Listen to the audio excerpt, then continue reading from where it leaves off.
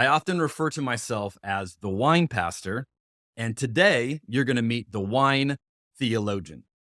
In this space of church, Christianity, and wine, Gisela Kreglinger is a huge deal. In fact, when I resigned from being a lead pastor and I started exploring maybe doing something with Christianity and wine, Gisela's books were the ones that I read. I mean, she is the one charting the way in this conversation, one of the big names to bring these two worlds together. And for a long time, I've wanted to have her on the podcast, and it finally worked out. And I'm so excited for you to get to hear her perspective in today's episode. Now, she grew up on a winery in Germany where her family has been crafting wine for many generations. It shaped the experiences that she has had. She holds 2 master's degrees in biblical studies and a PhD in historical theology. She teaches Christian spirituality in the academy, on her annual wine pilgrimages, in churches, and every time an opportunity comes up around the dinner table. She's the author of numerous books, including Cup Overflowing, The Spirituality of Wine, and The Soul of Wine. She is an absolute gem of a person and incredibly knowledgeable in what she's talking about. You're in for a treat today. Now, one bit of housekeeping, I do want to just make a note. There were some technical issues with the audio in this episode. I have done my very best in the recording to fix as much of it as I can, but there's still some there. So that's not normally the case on these episodes. I did want to just say that in advance and ask for your grace. This episode is so good that it's worth listening, even with a few of the audio issues, but a few of them are still there. Enjoy the spirituality of wine.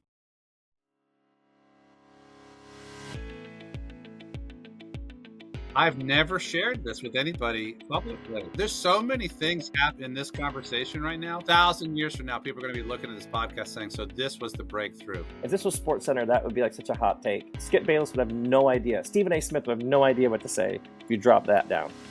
That is so good. The joke I always say is like, how'd you learn so much? You got to drink a lot. The power of food and beverage to lubricate an environment.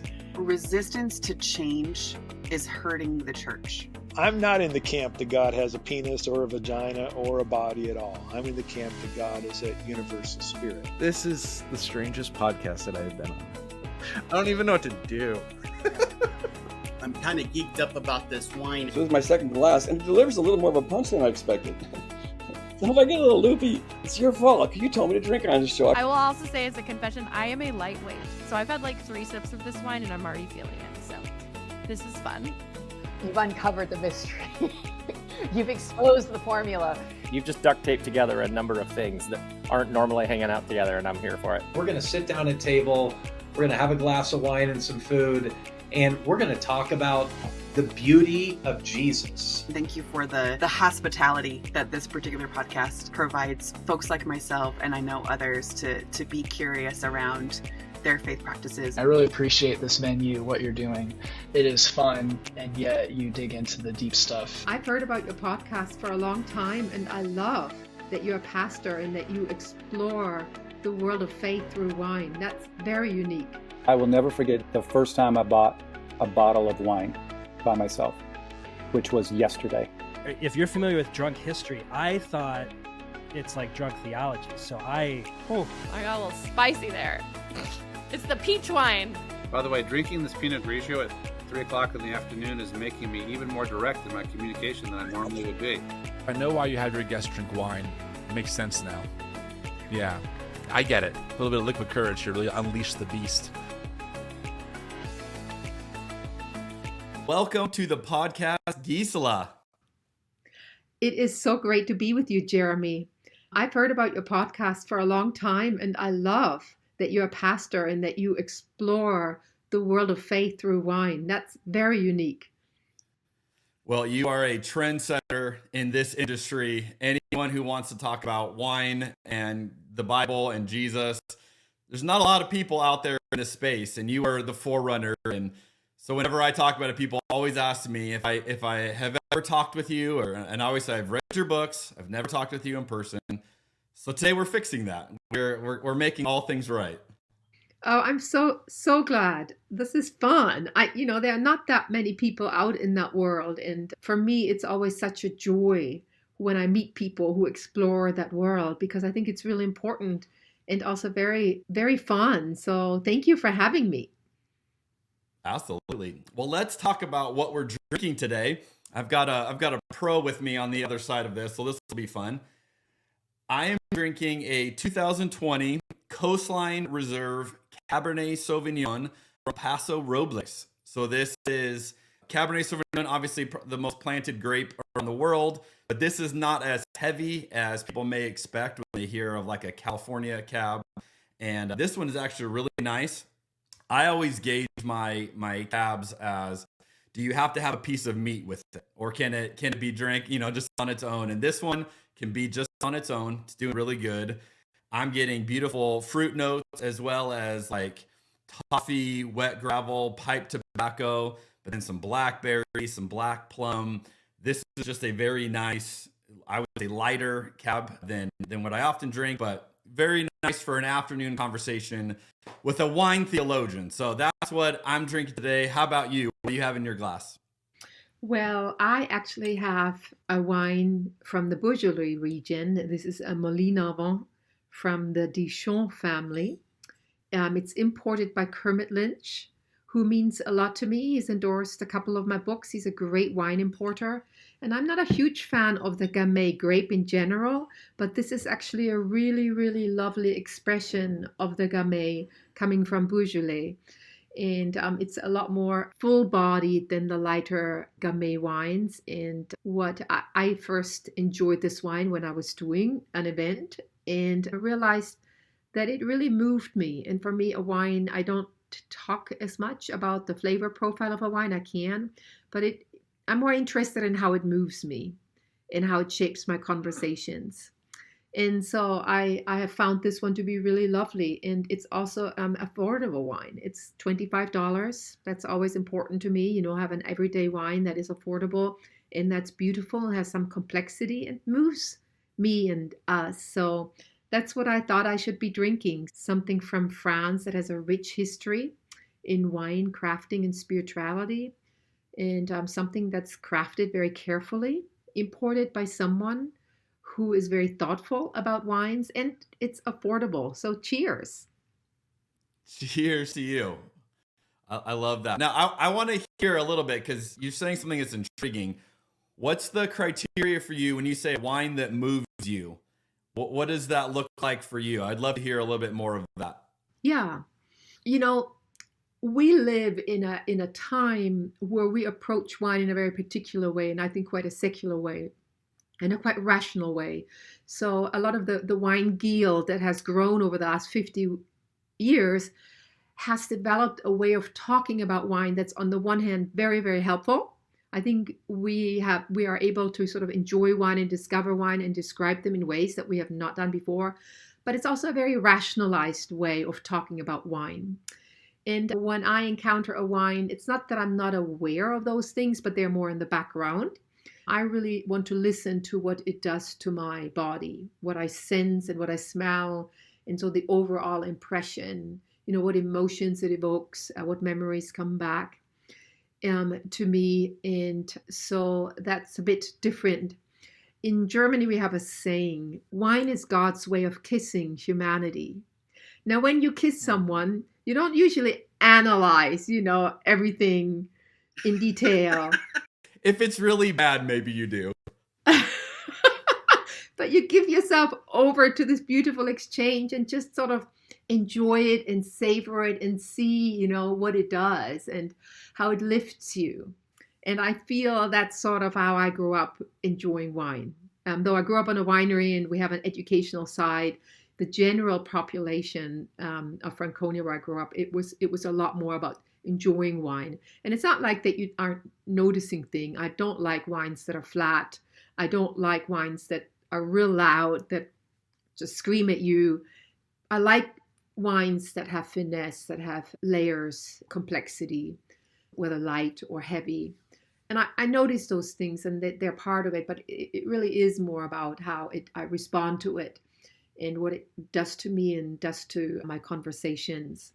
It's just a less rationalized approach. I'm really trying to listen to more of not just smelling and tasting, but, the neurosciences have shown that, the way we can identify a flavor profile is because of the flavor memories that we have stored up in our brain. And then these flavor memories, in turn, are connected to much more comprehensive and deeper memories that go back to childhood or can go back to childhood. So when you drink a fragrant wine, it can evoke memories and it can evoke emotions. That's just how our brains work. And so I think a more holistic wine savoring I feel you can give yourself permission to just really listen and see what comes up and how a wine moves you. And I remember going to Oregon, interviewing one of the vintners, David Lett, or was it his son, that said, my wife and I, and they're one of the pioneers in Pinot Noirs in Oregon, says, my wife and I, we don't talk about the wine anymore. We just observe what the wine does to our conversation. So it doesn't sort of negate the other side, but it sort of frames it in this more relational way, and how your whole body responds, how the people that you're sharing the wine with respond to the wine, and then what kind of conversations come out of it. I love that definition. That's great. And it's a much less snobby way to enjoy wine than a lot of people feel, it gets a little snobby. Well, it's not just a little snobby, it's very snobby. It's very top down. It's very rationalized. It makes a lot of people intimidated. And that's a huge reality and a huge challenge. But I tell you, I feel wine is a gift from God, and it's a very personal gift to each of us. We each will respond differently to the wine, depending on who we are, how our body works, the memory storehouse that we have. And so it is a real personal gift, and wanting to meet us on that personal level. And I think sometimes, when the wine experts come along and give you all that information, it's not that it's not helpful, but what I've noticed with a lot of people, then they shut down. They stop listening to what they're experiencing, and they are then scrambling to understand what they're supposed to smell and taste and know. And I want to sort of liberate the laity. That's why I developed the concept of the priesthood of all drinkers. God has given us all the priestly capacity to receive wine and savor and enjoy it just as God has wanted it. That's amazing. Well done on that. I love all of that.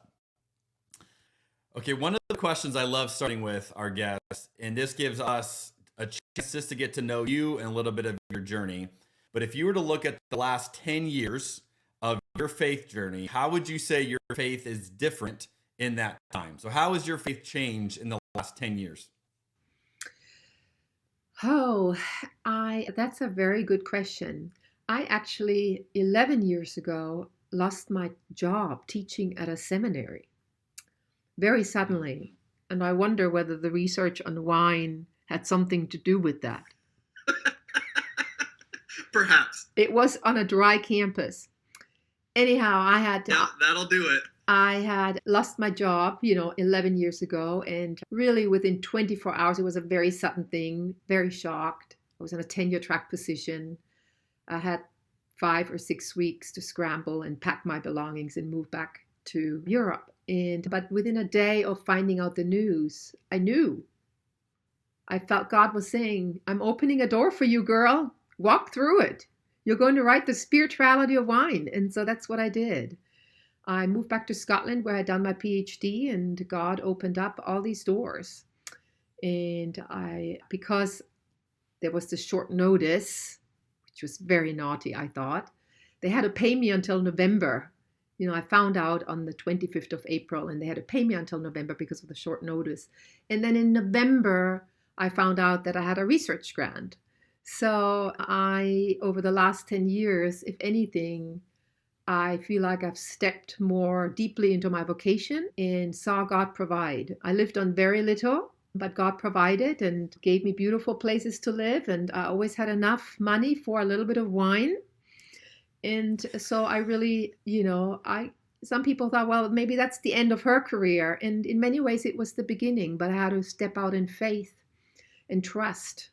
I had to learn to listen and what God was saying, and then sort of live and lean into that vocation. So the last 10 years really have been spent with writing The Spirituality of Wine, The Soul of Wine, Cup Overflowing, created a video series called Wine in the Word, traveled all over the world, literally, to spread the good news in liquid form. So looking back on my 10 years, I think I would say highly unusual. Not sure I would recommend it, but that was my path, and God is faithful. That's beautiful. What were you teaching 11 years ago? I taught Christian spirituality at a seminary. So I taught an introduction to the Christian spirituality with a heavy emphasis on the spirituality of creation.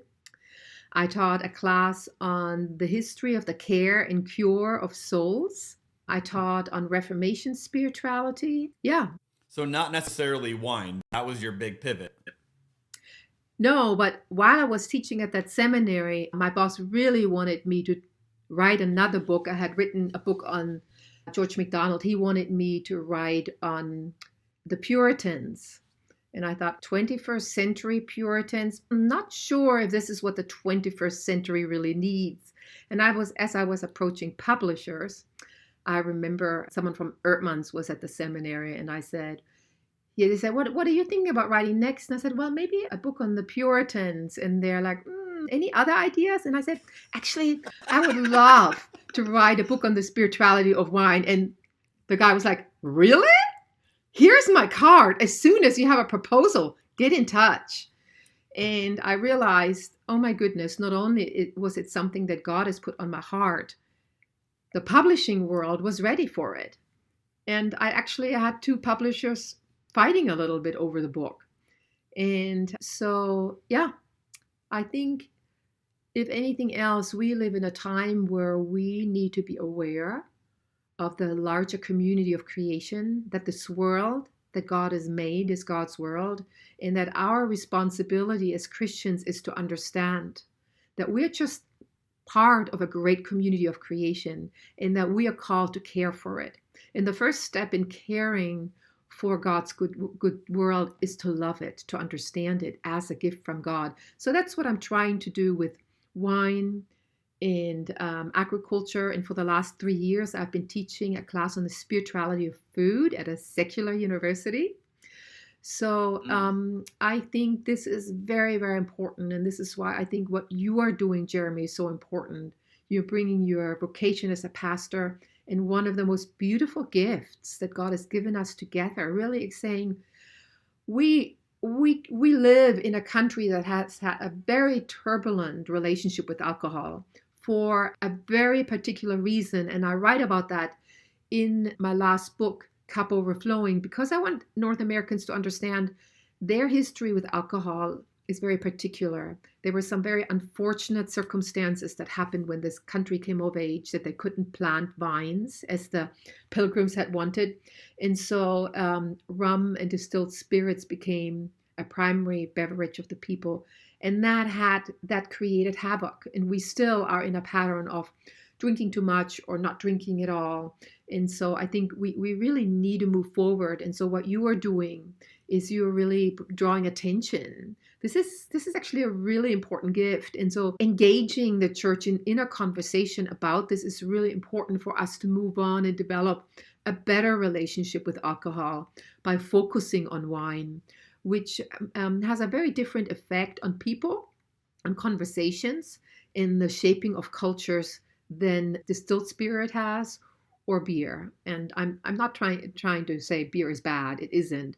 But I think with distilled spirits, we have to be careful, a lot more careful, because the impact it can have on us can be very destructive. And I don't think it's as bad with wine, though, of course, people can abuse wine as well. Sure. No, that's very interesting.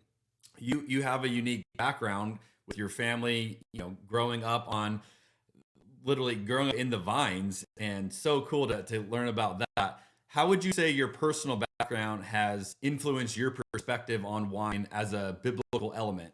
hmm so I grew up on a winery with a long standing family tradition. It goes back at least to the early 19th century, probably much further back. And then I grew up in the Lutheran church. Our church became Lutheran in the early 17th century. And so the world of wine in the world of the Christian faith through the Lutheran faith tradition have always been married in my tradition and in my community and in my region and in my country. And so, for example, one memory that I have is traditionally all churches had a harvest Thanksgiving service because we used to be all involved in agriculture. And so my mother would go out into the vineyards and select a beautiful branch with lovely grape clusters to then bring to the church to decorate the altar for the harvest Thanksgiving service. And she would take me along. And I, even as a little girl, realized what we're doing out in the vineyard or in the winery and what's happening in the church somehow belongs together. So I had a deep, deep sense of that. And then, of course, my family wasn't very biblically literate, but whenever there was a baptism or confirmations were big or weddings, we always chose passages from scripture that had to do with wine or the vine. I am the vine, you are the branches. Passages, or God gave wine to make glad the hearts of humanity. So these are, the kind of confirmation verses or wedding verses that my family chose all the time. So we always thought the Bible is full of talk about wine, which it really is. Yeah. I love that. That's great. I want to dive into a few quotes from your books that when I read them, I thought, oh, those are interesting thoughts. And now I get a chance to talk to you about. In The Spirituality of Wine, you say this line: in Germany, we have a saying that to drink is to pray, but to binge drink is to sin. Which sounds like we need to be careful of too much prayer. That's clearly the point you're making there. But I love this idea. Can you elaborate on this expression? What is the happy medium between that? That's good. I hold wine tastings as a spiritual practice. And so with every wine that I'm actually going to Chattanooga to do 3 events around that, with every wine, I introduce a meditation that helps people reimagine wine tastings as a spiritual practice. And I always start off with: to drink is to pray, to binge drink is to sin. And the line between praying and sinning is often a very fine one. George Herbert has a lovely poem about prayer and talks about prayer as the sinner's tower. Sometimes we hide from God in our piety. Rather than really allowing God to work and being open and allowing the Spirit to move, we use our spirituality and our rituals and our prayers and our fasting or whatever to block God, to hide. So I think this is sort of the idea gets at that, we want to be prayerful, but, just because you're praying doesn't necessarily mean that you're really connecting with God. Jesus had that problem with some of the Pharisees and the spiritual leadership, that they were going through all of these motions, but in the end, they were not really open to what God was doing. And so when we come to wine, I think it also sort of speaks about this drinking wine, receiving wine as a gift from God and enjoying it, savoring it, sharing it, allowing it to shape and lift our mundane meals into celebratory meals is a great gift and should be a form of prayer. But we can also, like with so many other things, we can also step over a line where we overindulge, where we drink so much that we shut down rather than open up. And so, as with all things, it's about discernment and wisdom. How do we receive this gift well? And so, especially in my last book, Cup Overflowing, that just came out, that's a big concern of the book. I interviewed quite a lot of Christians who have struggled with alcohol abuse, and a recovering addict, a mom of a young family who has parties and they start drinking, hard seltzers and things early in the afternoon. And so, North American Christians are more They feel more in a place, yes, we can receive this gift. This is a gift, but they don't have the wisdom yet in how to receive it well. Because we've been cut off from enjoying wine for so long with, the temperance movement, the prohibition, and then especially in the evangelical tradition, so many traditions still don't drink or say you shouldn't drink. Well, if you don't drink, you also can't develop the wisdom around it. And that's what I have noticed moving to the US is there's no cultural wisdom yet. Because it's not just about me as an individual making decisions. You are embedded in a family, you are embedded in a community, and there is or is not wisdom. So that's why I wrote a little appendix at the end of Cup Overflowing to sort of help families, church communities start a conversation. What is, or in the study guide that I've written for Wine in the Word, the video series, there are all these questions in there where you learn to examine, what are my habits in relationship to alcohol? What are the habits of my family? Is there someone in my family, extended family, that's abusing it? And then asking, well, in my wider community, what are the habits in my wider community? Are they good? Are they healthy? And so to start asking those sorts of questions so you can identify, is there any wisdom? Are there any boundaries? Or do we still need to develop that? And I think for many, we still need to develop that. And I can give you a couple examples just from my context here in Birmingham, Alabama. My husband and I went to a grocery store, quite high-end grocery store. We just passed by a neighborhood that we don't usually go to, but we needed a couple things. So we went there, and there was this big sign, and it said, "You've got the list, we've got the drink." And they have shopping carts that have little holders for either beer or wine. And from in the morning, you can go in, get your beer, get your wine, sip that, and then do grocery shopping. And I'm like, that is not very helpful and healthy. It encourages drinking early in the day to sort of disinhibit you, so you spend a little bit more money. I'm sure that's the strategy behind it. But culturally, that shouldn't be acceptable from my perspective and where I come from. That's not something that I see in Germany. And then I interviewed this one young mother, also lives in a very affluent part of town, and she comes from a teetotaling family, but now she feels like she's learned that wine is a gift from God. And so they have these children's parties, and in the afternoon they have activities for the children, and then the parents or whoever can come, they serve them hard seltzer, beer, and whatever early in the afternoon. And I thought, oh my goodness, that's not a good idea. First of all, it's not a good idea to start drinking in the early afternoon. You're probably still driving home. It's not a good idea to model to your children to drink that early in the day. Or one more example, I could just go on and on. My husband and I went to a charitable golf tournament. And at 9 o'clock in the morning, we all got ready, and then they had all these coolers with drinks to take onto the golf course because it was going to be a warm day. And quite a few of the options were things like beer, hard seltzer, early in the morning at 9 o'clock. And again, I'm like, is this wise? Is this culturally something that we should be saying, maybe that's not a good idea to start drinking that early. Maybe there are recovering alcoholics here that are coming along and they're tempted. So my observation is that there is this sense, especially with the Christian community in general, wine is becoming more accepted. It's not, beer is the most consumed alcoholic beverage, then distilled spirits, and then wine. So it's still not as widespread as I think it could be or should be.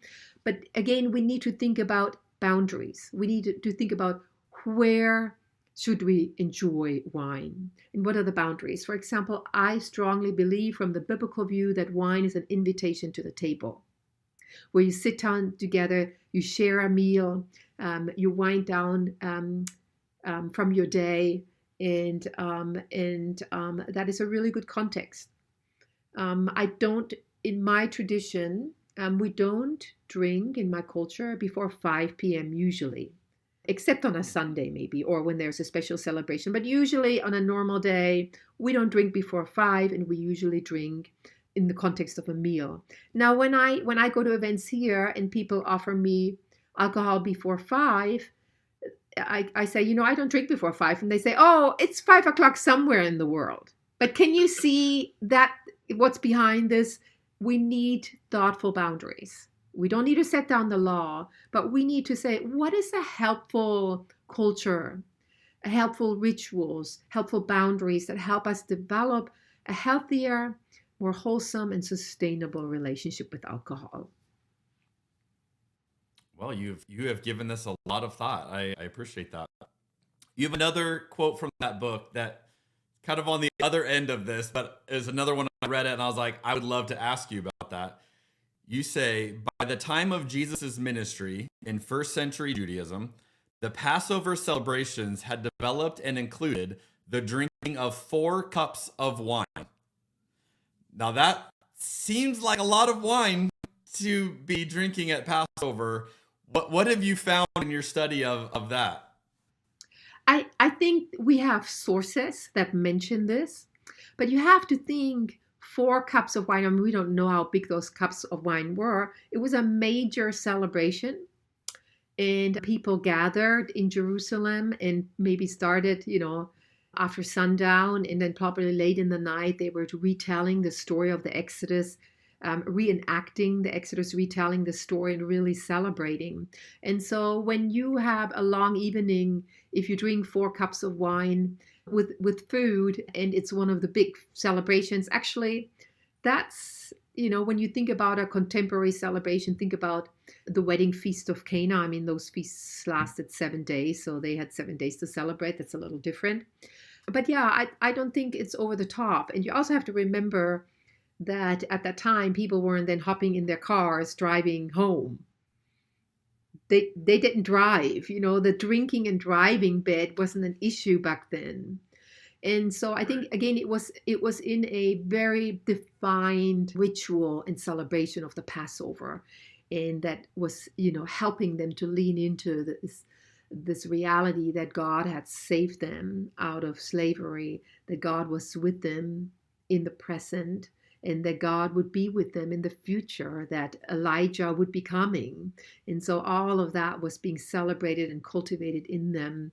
So again, as someone who grew up in a winery and in a culture that really celebrated a lot, for example, Easter or Pentecost or Christmas, or even on a Sunday, my mom always made a roast, and we had a starter, we had the roast, we had a dessert, and it was sort of a long meal, and we had more wine. And then afterwards, we collapsed into bed and had our Sunday afternoon nap. And then we went for a strenuous walk into the vineyards. So I think, if I were to take you with me to my culture and you'd be celebrating with us, I think you would understand it better. That, wow, this is a long evening. You're really celebrating. You're retelling this story. And you linger, and I think this idea of lingering is not as understood or practiced here. People do celebrate, but they go home pretty quickly. Where I come from, people just linger a lot more and lean into that time of savoring, connecting, conversing. And I think, so that's something that we still need to develop within the culture. So speak to that. What would you say that Europeans understand about wine that Americans don't understand about wine? First of all, Americans have not come of age with a wine culture. They were trying to. The pilgrims coming from Europe very much tried to develop a wine culture. But it didn't take on the East Coast, and they arrived on the West Coast later. On the West Coast, they did develop quite a vibrant wine culture, but the pilgrims came on the East Coast, and so that did not work. And Thomas Jefferson is actually a really good person to look to, because he was an ambassador in France at the beginning of the French Revolution, and he traveled quite extensively in France and also in Germany and in the winelands. And he thought, oh my gosh, they are in this tumultuous time, and yet people are not abusing wine. They just didn't. And so when Thomas Jefferson came back and when he became the president, he really tried to develop a wine culture. And he tried so hard planting vineyards that it didn't work. But he said, He did say, no nation is drunk where wine, replaces strong spirits as the primary drink. He understood that there was a big difference between distilled spirits and wine.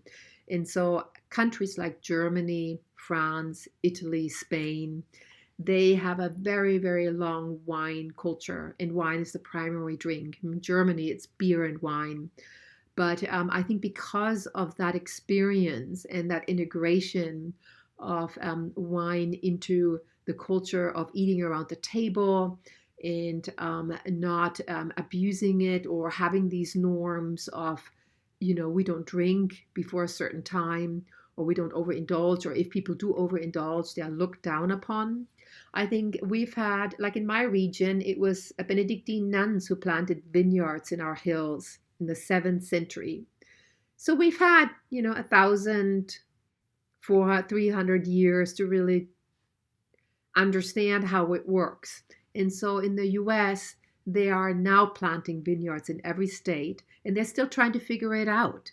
So I think this is why it's so important to have these kinds of conversations. We need to talk about how to develop a healthy and wholesome relationship with wine, and to focus more on wine rather than distilled spirits, for example.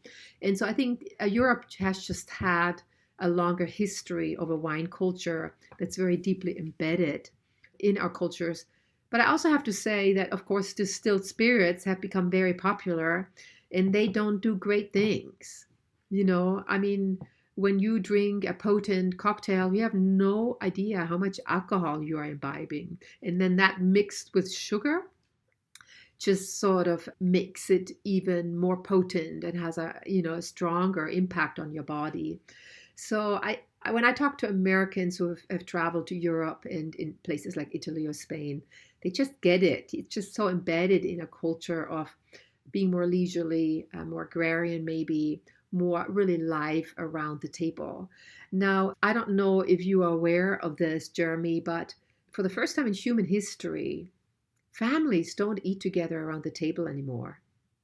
They eat on the go, or when they come home, people, family members grab something from the fridge and then go and watch their favorite show or are online. And that is so detrimental for our families and for our social fabric. And obviously we are seeing the consequences of that. Our social fabric has become very brittle.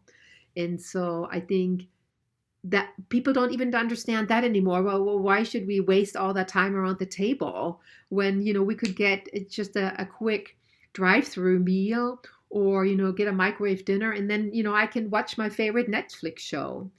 People have forgotten that at the table is where we learn what it means to be human, what it means to share intimately with one another, where we discuss things, where we learn what it means to be civil and polite, where we learn how to have an argument, where we are nourished in body and in spirit, where we process our days and where we can support one another.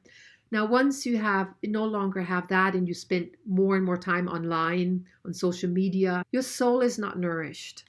And so there is a great poverty of spirit that has emerged. And wine is really an invitation to the table to slow down, to get some simple but nourishing food, and to just sit and talk, and we come back to the beginning. That's what I look for in a wine. What does it do to me in my conversations? Is it helping me to slow down and listen, or is it just overwhelming my senses and I feel like I have this, a lot of alcohol or, just a lot of fruit, or is it has it nuances and does it invite me to sort of pay attention to what's happening? And that was a long answer to your question, wasn't it? It is very profound though. And I have always loved how drinking wine, you don't drink it quick. It's not a drink that's, designed to be gulped. And I think it intentionally causes you to slow down, to savor. And we teach people, smell it, and don't just drink it down, but like be present with what's in the glass. And all of it, reinforces what you're saying of slowing down and being around people and experiencing and asking someone else, hey, what do you think of this? And how is it, hitting your palate? And I love all of the conversation around that. So that was a great answer. We'll take it. We'll run with it. Okay, in your book, The Soul of Wine, you write this. Up until the 19th century, all Christian traditions served wine in the Lord's Supper. And yet in today's Christian culture, there is little witness to this rich interweaving of wine, feasting, and redemptive living. Wine just isn't talked about. I believe this has created a void in our culture, and we have given over to the secular world the task of determining the meaning of wine for us. That last sentence is such an interesting thought that we as Christians have said to the secular world, you'd tell us about wine rather than us as the church. Unpack that a little bit, because I love the tension between those two different kind of driving forces there. Yeah. Now, let me emphasize again that a lot of the sommeliers and master of wine and all the educational material that's available is a rich fountain to draw on. I don't want to negate that. I just want to say that that's only a part for understanding wine. There's a cultural dimension to wine and there's a spiritual dimension to wine that they don't talk about. It's part of this kind of consumer world that we're in, and that's where the hierarchy comes in. We are the experts. We have mastered wine and we're going to tell you how you can experience it. And it's like, well, no one can master the world of wine. No one. And the way they talk about is very rationalized. It does not consider that, and the neurosciences are speaking about that, the way every one of us is experiencing wine and the way we can identify the flavor profile of a wine is because of memories of flavor that we've stored up. And these, as I've mentioned already, are connected to even deeper memories that we house in our body. And also, it evokes emotions. So I think that's really, really important to bring that in as well, so that it's actually a very personalized experience to savor wine. It might evoke quite different things in you than it does in me because of my storehouse of memories and emotions. And that's great. But perhaps more importantly for what we are trying to do is, in the Bible, wine is a gift from God to bring us joy. Psalm 104 says God gave wine to make glad the hearts of humanity. Think about that. It is a blessing from God. Through a well-crafted wine, we come to know something about God's love and benevolence and generosity towards us. So as we savor a beautiful wine, we should think about how generous God is and how beautiful He has made the world, that it can bring forth such fragrant and delicious beverages. But then also, the wedding feast of Cana, where Jesus transforms an abundance of water into wine. Here we learn that wine says something about the kingdom of God. Jürgen Moltmann read my book and wrote a little note to me saying, when I taste the good wine, I taste the kingdom of God. They are deeply connected in Scripture. It says something about who God is and how He wants to bless us, how He wants to make Himself known through the agricultural abundance. And that is something that the secular world cannot teach us. This is something that you are doing, Jeremy. This is something that I'm trying to say. When Jesus says to His disciples, when He celebrated the Lord's Supper, I will not drink of the fruit of the vine until I drink it anew with you in my Father's kingdom. He says at the end of time, when Christ will fulfill His work, He will have a glass of wine with us. So when we drink a glass of wine, it should cultivate and nurture in us hope for the future, that God has not abandoned this world, but that God will complete the work. And part of that is this wedding feast that we're all invited, that has begun in Jesus, but that will only find its fulfillment in the future. All of these things no one talks about. Even people serving wine in the Lord's Supper, pastors often don't talk about that. It's not emphasized. We're not encouraging Christians as they come to the altar or however you serve the wine to really attune your taste buds in your olfactory receptor cells to what is served in the cup, and that speaks about Christ, his sacrifice, and that speaks about a loving God who wants to give us good gifts. This we don't talk about, and I think that will also give new meaning to whenever you savor a glass of wine in a wine shop. Suddenly, this is no longer just sort of a leisure thing that you do. It can and should be a spiritual encounter with the gifts of God, drawing our hearts to God in awe and wonder for how he has made the world and how generous he wants to be towards us. I love that. Are there any particular biblical passages that you have found that you think are often misunderstood or overlooked when it comes to Christians understanding this? I think one of the passages that I think people really struggle with is, really the first mention of vineyards and wine when Noah planted a vineyard in Genesis 9. Noah is this man of faith, and, then he gets off the ark, makes a covenant with God, gets this blessing from God, and then he plants a vineyard and gets drunk. And people say, well, that man has fallen from grace and has lost his faith. And I want to say, no, he hasn't. Actually, planting a vineyard was an act of faith in God's future.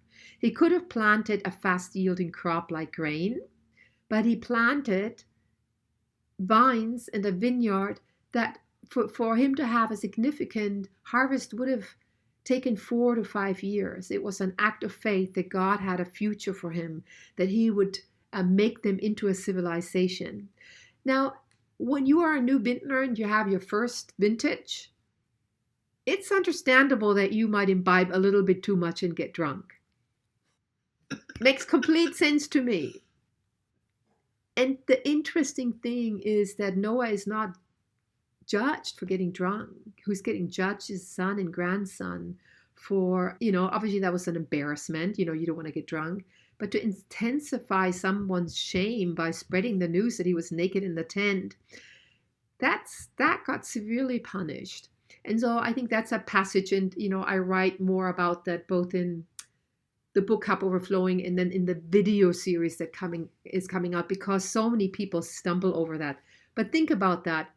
The book of Proverbs, by that time, the Hebrews had developed quite some wisdom around enjoying wine and what the boundaries are, and warning the young people, don't get drunk on wine. And there's a whole description of someone who got wine and the hangover. But how does the book of Proverbs end? The shrewd wife, the industrious and shrewd wife, plants a vineyard. That's how Proverbs ends. She invests in God's future and in the future of her family and children, because in the Judeo-Christian world, vineyards and vines and wine are a gift from God that enrich our lives, that help us to commune with God, that help deepen our celebration into something more joyful and celebratory. In the book, you also write, and this is a bit of a hot take, perhaps bringing pleasure and joy was just as important, or perhaps even more important, to Jesus' ministry as feeding the poor or healing the sick. What do you mean by the bringing pleasure and joy being that important? How do you see that? I think a primary way that the Hebrews cultivated their faith is through feasts and celebrations. The lives of ordinary believers was very hard. They were involved in agriculture, and to make a living of it was very, very challenging. They didn't have a lot of distractions. They couldn't go to the movie theater or a bar and have a drink. But the family celebrations, the religious festivals were really, really important for them to lean into their faith, to celebrate that God was with them, that he had saved them, that he was providing for them. And so, and wine brought more of that joy into it. And that was very, very important. And I think we cannot understand that, but we don't do that anymore. For us, we have all these spiritual practices and spiritual exercises, but how often do we really gather to celebrate and to lean into our faith through these celebrations? And so that was the world that Jesus and his disciples inhabited. And I think it is striking that Jesus' first miracle wasn't healing a sick person or feeding the poor. He did that. But the first thing he did, he said, let's celebrate, for the Messiah is here. That's what this miracle is about. Apart from on the most fundamental level, I think this miracle is about Jesus for 7 days entering into the celebrations of ordinary people and joining in and celebrating that. And through that miracle, he's prolonging and deepening their sense of joy and celebration. We need to think about that. It's easy to pass those things by because we don't think that's very spiritual, is it? But it is. And we have to come to terms with that this is what Jesus did when he started his ministry. And then, of course, the prophets had talked about God sending a Messiah, an anointed one who would deliver his people, who would overthrow the oppressor. And a sure sign of that was celebration, feasting, wine flowing in abundance down the hills. And so when Jesus steps onto the scene and then transforms water into wine at the wedding feast of Cana, he really says, what the prophet spoke about is now being fulfilled. In me, God has started a new age. The eschatological wedding feast has begun. Let's rejoice because God is near and he's about to bring redemption. And I love how you are bringing this aspect of Jesus' ministry to light, which is, as we've talked about, so easy to overlook, so easy to kind of move past, and you're celebrating it. And it's very cool. Okay, so we're going to switch gears a little bit, and we're going to ask you some questions that we ask each guest, and then we get to compare your answers to other guests. And I'm really excited for your first answer because we get a lot of random answers to this one. Yours is going to be good. If I were to say to you, when you think about just the perfect glass of wine, and it could be because of what's in it, it could be because of how it moves you, who you're with, the setting, the conversation. If you go back and I go, hey, what comes to mind? Is there a memory, and you probably have lots of them, but is there a memory that you go, you know what, I think about this time, and could you describe what made it that special for you? I think one of the memories that comes to mind is drinking a Pinot Noir from Burgundy, a really lovely Pinot Noir that to me was ethereal. I don't like wines that are too overpowering. I like wines that are beautiful and fragrant and intricate. But there was something to that wine that I call ethereal. It was so beautiful. It awakened something in me that I thought, oh my goodness, how can this be? How can so much beauty be in a glass of wine? And where does this come from? And I have this theory, and I don't know if it's a theory, but culture shapes how wine is made. So when you drink German wines and when you go to Franconia or other parts of Germany, German wines are very direct. They're quite clear what they're about. And Germany is the country of the Enlightenment. We are very enlightened. We're good thinkers. We're very clear. My German culture, I always tell people, I'm going to be direct with you. This is who I am. This is how I feel. I'm going to say it very straightforward. Now in France, and especially in Burgundy, Burgundian wines are a lot more, to me, mysterious. They are not so clear. There is a lot more ethereal. It's hard to put that into word, but think about France as a major place of Christian mysticism. Bernard of Clairvaux wrote all these mystical writings on the Song of Songs. He's from the wine region in Burgundy, from Clairvaux, and I was part of the Cistercian movement that planted all of these vineyards and crafted wine to the glory of God. And so though I have a strong German part, I also have a very strong mystical part that I think we've lost. We used to have a very rich mystical tradition in Germany, but with the Reformation and the Enlightenment, we have become a lot more clear-minded, and mysticism is still much more prevalent, I feel, in France. So that's, something that I notice. And I, having this affinity towards mysticism, my middle name is Hildegard.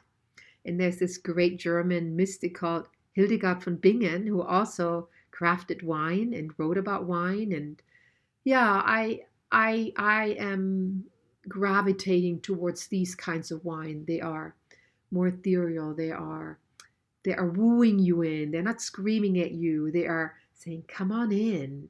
There's beauty, there's complexity, there are things that you will discover that you don't yet know. Just stay and linger and see or taste. It's very European, because most American wines are, bam, here's some fruit, I'm gonna hit you with it. Americans like it like that. So I love getting European old world wines, and you get a lot more of the earth and minerality, and like, oh, there's a lot here to kind of unpack, and that sounds like your experience. And beautiful full-bodied Cabernets are wonderful wines. They can be just as invitational. And I just actually ordered some Pinot Noir from Oregon and some Chardonnay from Oregon, and they make some beautiful. Oregon is my first love of wine. I love Oregon wines. Yeah. So I as I said, I don't think you need to go to Burgundy. I think there are many wine regions, and the wine world in the US is changing all the time. Yes, you have wine regions where the wines are quite loud or very alcoholic, but then you also have really, really beautiful and well-crafted Cabernet Sauvignons from Napa Valley.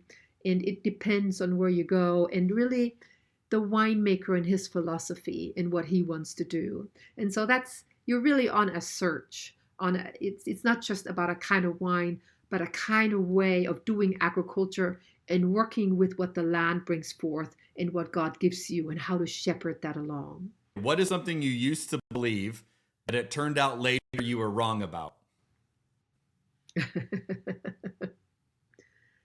In terms of wine? It could be anything. It could be faith, it could be life.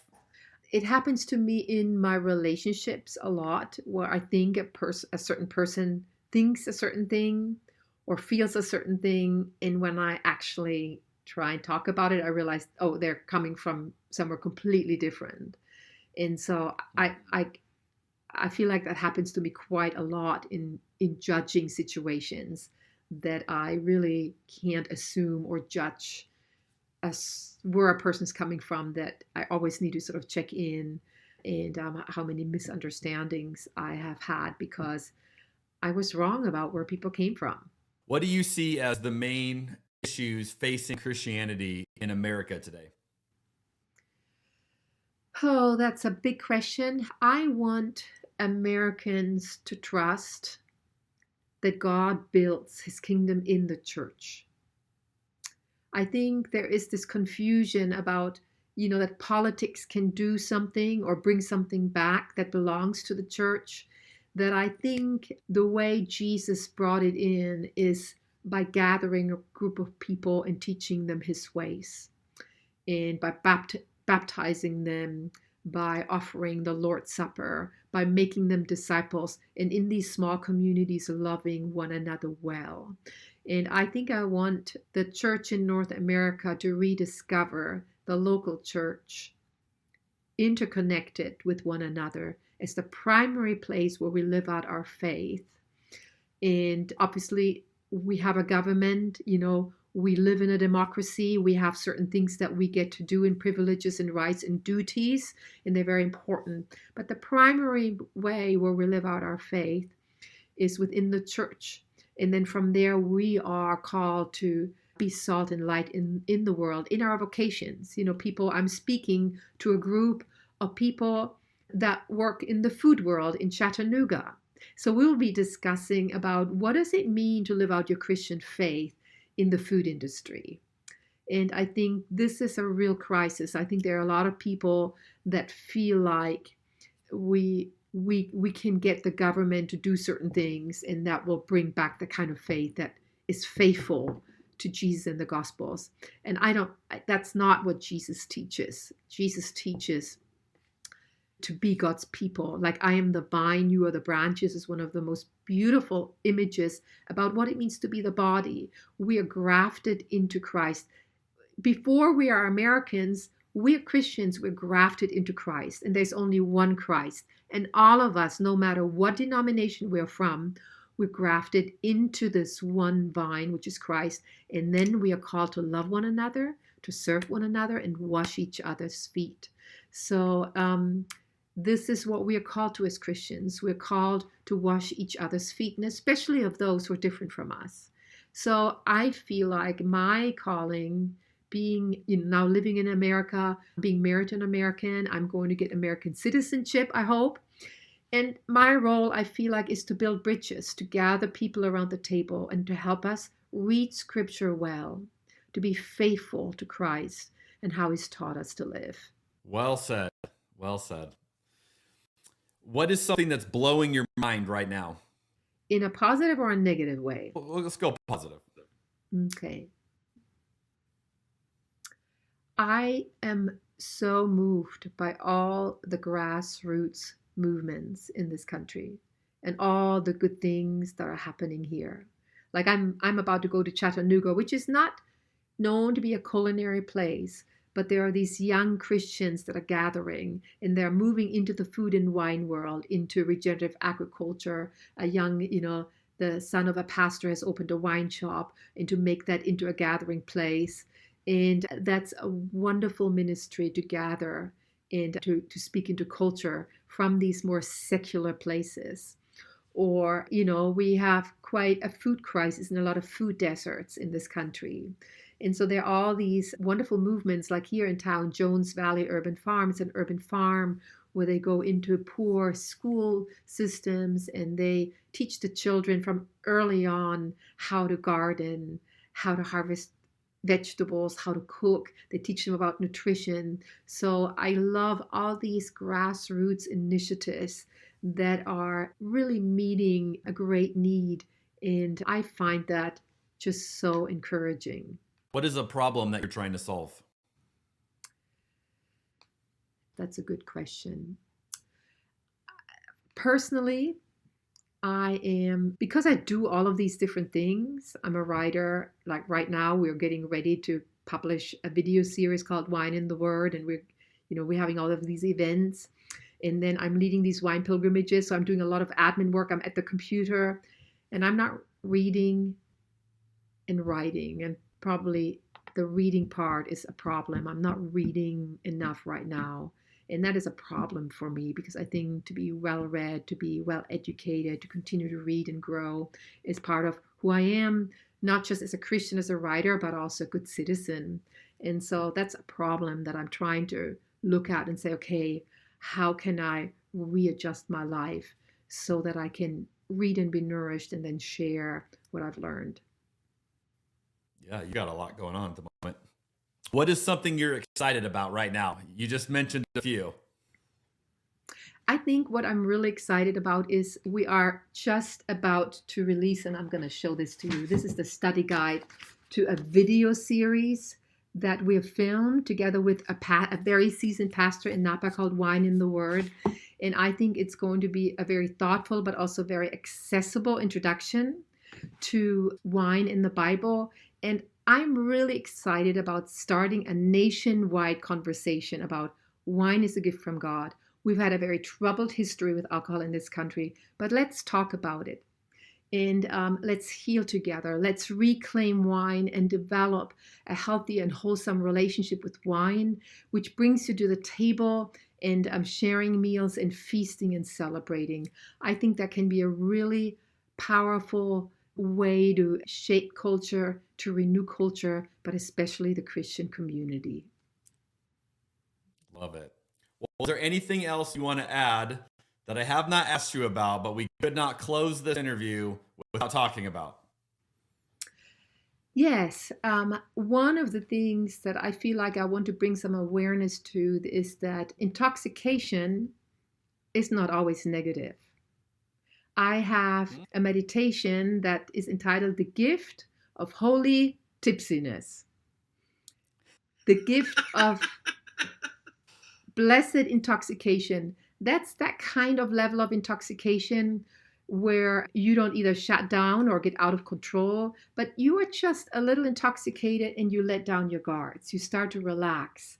You allow confessions to come more easily, confessions of joy and pleasures, and confessions of failures and grief. And through that, you become more vulnerable to the people that you are with, and deeper bonds can happen. And I've seen that over and over in our wine tasting room. And so I want to leave you with this idea. There is this gift of holy tipsiness that is a strengthened social bonds. That really is what makes celebrations so beautiful with wine, is that you have a level of conviviality and joy and openness and vulnerability that comes because you're just slightly intoxicated. That's going to make a great social media clip. I like it. Well, if someone is listening to this or watching this and they're like, I am really resonating with her, where can they find you online? How can they get more connected to the things that you're working on? Yeah, great question. I have a website, The Spirituality of Wine, or if you Google my name, Gisela Kreglinger, that will lead you to my website where you can see my publications and my wine pilgrimage that I do once a year. There's a way that you can get in contact with me. I think that's the easiest way. Well, this has been an absolute joy to finally get a chance to sit down and talk with you. You are a trailblazer and in this conversation and have so significantly impacted so many conversations and so many people. And certainly when I first had the idea of getting into wine and Jesus, your books were the ones that I started with and I started pouring into. So you've impacted me in huge ways. I know you've impacted a ton of people, and it's so amazing just to hear how that influence is continuing to spread. So thanks for all of that, and thank you for taking the time to sit down with us today. Absolute delight, Jeremy. Thank you for having me. Really, really enjoyed being in conversation. Well, everybody, hopefully you loved this conversation as much as I did. Obviously, a lot to unpack here, a lot to process. Go check out her books and her video series. You will learn a ton. And we'll see you on the next episode of Cabernet and Pray.